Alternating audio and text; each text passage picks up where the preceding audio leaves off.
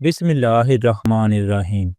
شروع اللہ کے نام سے جو بڑا مہربان نہایت رحم والا ہے۔ صحیح بخاری حدیث نمبر 45۔ ایک یہودی نے حضرت عمر بن خطاب سے کہا کہ اے امیر المومنین، تمہاری کتاب قرآن میں ایک آیت ہے جسے تم پڑھتے ہو، اگر وہ ہم یہودیوں پر نازل ہوتی تو ہم اس کے نزول کے دن کو یوم عید بنا لیتے۔ آپ نے پوچھا وہ کون سی آیت ہے؟ اس نے جواب دیا، سورہ مائدہ کی یہ آیت کہ آج میں نے تمہارے دین کو مکمل کر دیا اور اپنی نعمت تم پر تمام کر دی اور تمہارے لیے دین اسلام پسند کیا۔ حضرت عمر رضی اللہ عنہ نے فرمایا کہ ہم اس دن اور اس مقام کو خوب جانتے ہیں۔ جب یہ آیت رسول اللہ صلی اللہ علیہ وآلہ وسلم پر نازل ہوئی، اس وقت آپ صلی اللہ علیہ وآلہ وسلم عرفات میں جمعہ کے دن کھڑے ہوئے تھے۔ صحیح بخاری حدیث نمبر 46۔ نجد والوں میں سے ایک شخص حضور صلی اللہ علیہ وآلہ وسلم کے پاس آیا، سر پریشان یعنی بال بکھرے ہوئے تھے۔ ہم اس کی آواز کی ہنبناہٹ سنتے تھے اور ہم سمجھ نہیں پا رہے تھے کہ وہ کیا کہہ رہا ہے، یہاں تک کہ وہ نزدیک آن پہنچا۔ جب معلوم ہوا کہ وہ اسلام کے بارے میں پوچھ رہا ہے تو حضور صلی اللہ علیہ وآلہ وسلم نے ارشاد فرمایا کہ اسلام میں دن رات میں 5 نمازیں پڑھی جاتی ہیں۔ اس نے کہا، بس اس کے سوا تو اور کوئی نماز مجھ پر نہیں؟ آپ صلی اللہ علیہ وآلہ وسلم نے فرمایا، نہیں، مگر تو نفل پڑھے تو اور بات ہے۔ حضور صلی اللہ علیہ وآلہ وسلم نے فرمایا، اور رمضان کے روزے رکھنا۔ اس نے کہا، اور تو کوئی روزہ مجھ پر نہیں ہے۔ آپ صلی اللہ علیہ وآلہ وسلم نے فرمایا، نہیں، مگر تو نفل روزے رکھے تو اور بات ہے۔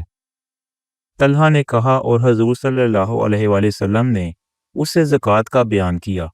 وہ کہنے لگا کہ بس اور کوئی صدقہ مجھ پر نہیں ہے۔ آپ صلی اللہ علیہ وآلہ وسلم نے فرمایا، نہیں، مگر یہ کہ تو نفل صدقہ دے تو اور بات ہے۔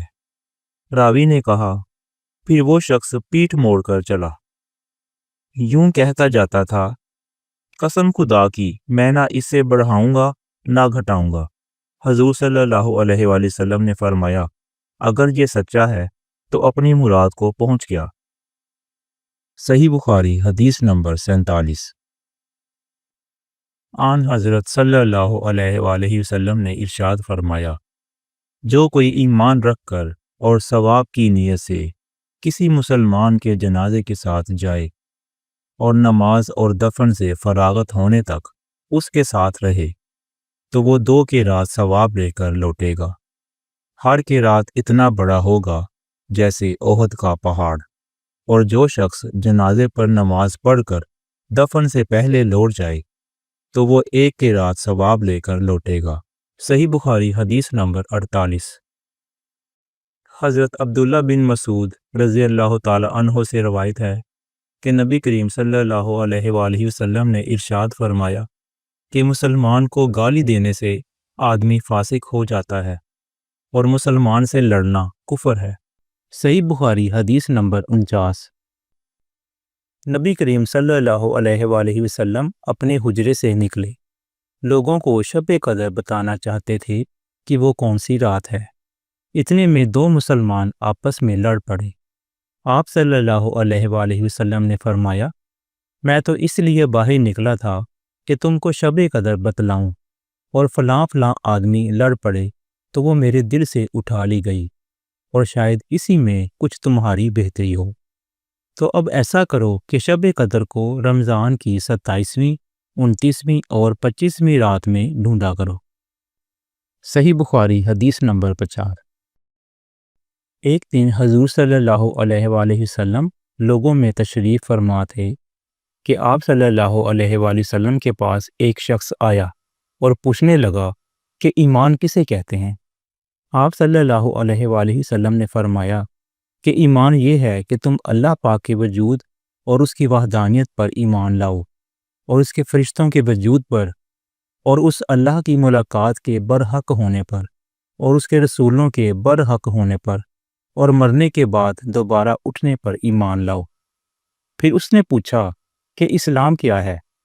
آپ صلی اللہ علیہ وآلہ وسلم نے پھر جواب دیا کہ اسلام یہ ہے کہ تم خالص اللہ کی عبادت کرو اور اس کے ساتھ کسی کو شریک نہ بناؤ، اور نماز قائم کرو اور زکوٰۃ فرض ادا کرو اور رمضان کے روزے رکھو۔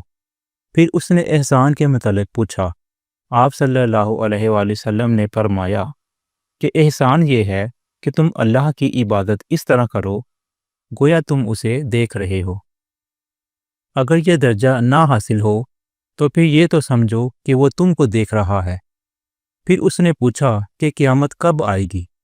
آپ صلی اللہ علیہ وآلہ وسلم نے فرمایا کہ اس کے بارے میں جواب دینے والا پوچھنے والے سے کچھ زیادہ نہیں جانتا، البتہ میں تمہیں اس کی نشانیاں بتلا سکتا ہوں۔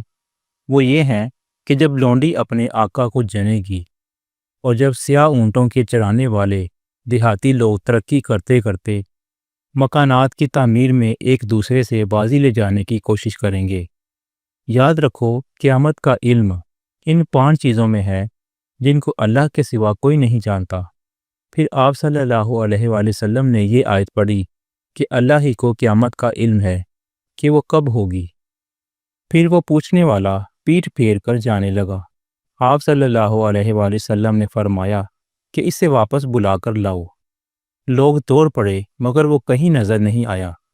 آپ صلی اللہ علیہ وآلہ وسلم نے فرمایا کہ وہ جبرائیل علیہ السلام تھے جو لوگوں کو ان کا دین سکھانے آئے تھے۔ امام ابو عبداللہ بخاری فرماتے ہیں کہ حضور صلی اللہ علیہ وآلہ وسلم نے ان تمام باتوں کو ایمان ہی قرار دیا ہے۔